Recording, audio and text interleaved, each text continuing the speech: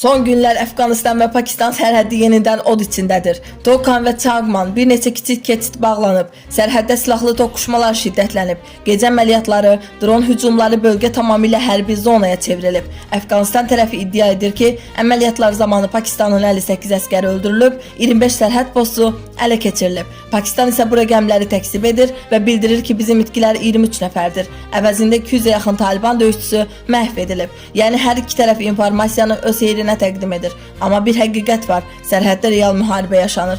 Əfqanistan bu hücumları Pakistandan gələn təhribatlara cavab kimi əsaslandırır. İslamabad və Taliban terrorçularına sığınacaq verilir deyə Əfqanistanı günahlandırılır.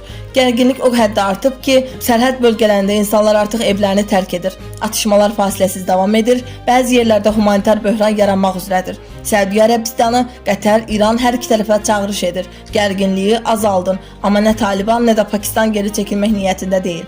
Bu sadəcə sərhəd insidenti deyil, bölgədə yeni güc balansının başlanğıcı ola bilər.